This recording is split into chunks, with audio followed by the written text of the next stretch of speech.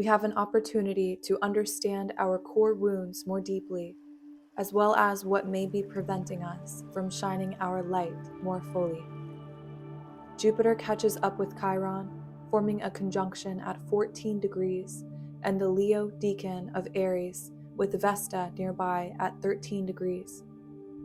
We have already been under the influence of this transit for a couple weeks, while they have been within close orb, and it will linger for a couple weeks after this transit is exact as well. The next time Jupiter and Chiron will form a conjunction will be in 2037, so this is a fairly uncommon celestial event and the beginning of their new cycle. Together, they will move to 15 degrees until Jupiter pulls away March 14th. As we take action towards where our heart is guiding us and create from the heart, we can free ourselves from the pain of our past. With Vesta's influence in this conjunction, we can uncover our soul's sacred gifts that we have carried for lifetimes, and lifetimes of healing can take place. Are you dimming your light to make others feel comfortable? In what ways might you be holding yourself back? Is there something that prevents you from fully expressing yourself? This will be a process that unravels throughout this new Jupiter-Chiron cycle, but it is being activated now. Do not allow your fears to hold you back from living your soul's unique, divine blueprint.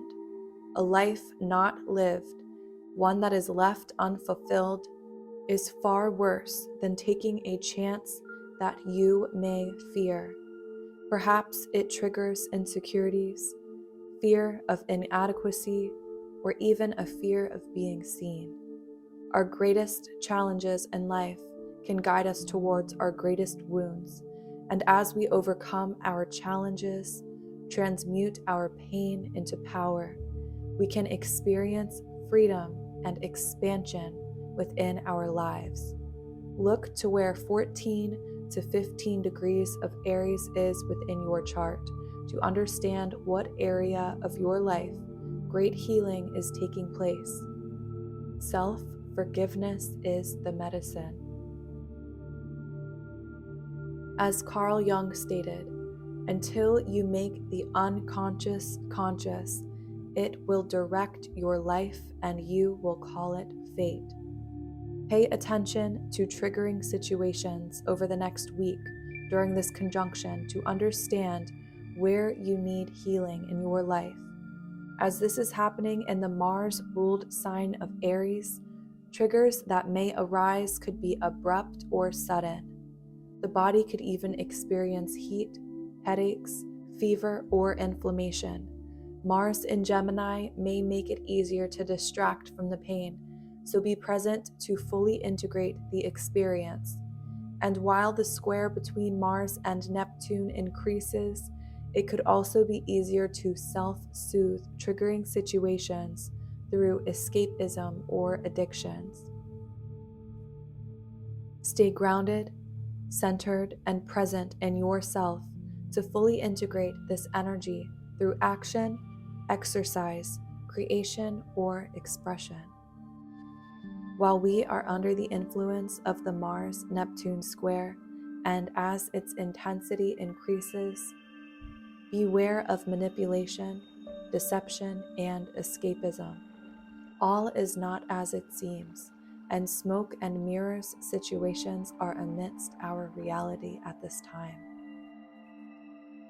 Whether it's from the media or the world stage, or perhaps even within our own lives in some way, keep an eye on 25 degrees of Pisces and Gemini within your chart to understand how this transit may be playing out in your life, as well as any lessons that can be learned. This transit could have us feeling drained or confused, or perhaps our fears and imagination could have us spiral into black holes in our minds. If it feels as though your imagination is running wild, bring your focus back to your body. Move the energy out of your body and speak out loud or journal whatever is on your mind. We can utilize this transit by harnessing and expressing creativity from our subconscious. This is the third and final of 3 squares between Mars and Neptune, with the first 2 happening in October and November of 2022. Situations may arise in our personal lives where we can apply what is learned from the previous 2 squares. We are finally nearing the end of the long Mars transit through Gemini. Reflect back to August 2022 to understand the message of this transit in your life. Reflect on how you have overcome challenges, evolved, and how you can apply the lessons that you have learned moving forward. Mercury in Pisces is within 2 degrees of an exact sextile with Uranus in Taurus. This is an energy that is activating, awakening, and inspiring. Stay open to creative solutions through technology or communications.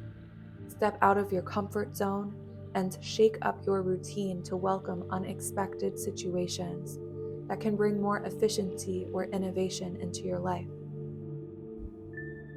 This is an energy of releasing expectations and going with the flow. The moon in Libra opposes Venus, Eris, and Juno in Aries.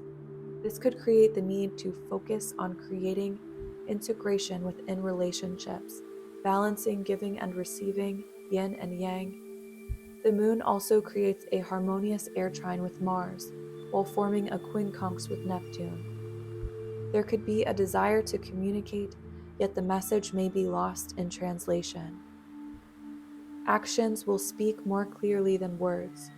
The moon then moves into a square with Pluto at the critical degree of Capricorn. Surrender as repressed emotions may rise to the surface. With Pluto at the 29th degree of Capricorn for nearly a month before it enters Aquarius on the 23rd of March, we are having to face a lot of harsh truths in our lives and the world around us. We are processing information that has been buried deep within our psyche since 2008 or even beyond. Once the moon enters Scorpio, it forms a water trine with Saturn at 0 degrees of Pisces. Lean into the power of water to clear or activate energy. For more information on that, see my recent video or post about Saturn at 0 degrees of Pisces and water consciousness. I will link that video below. We are living through a phase of great intensity within the collective. In each passing moment, we have the ability to choose how we perceive our life and the world around us. In every moment, we have the ability to choose between fear or love. Stay focused on your passions, follow your heart, and trust your intuition.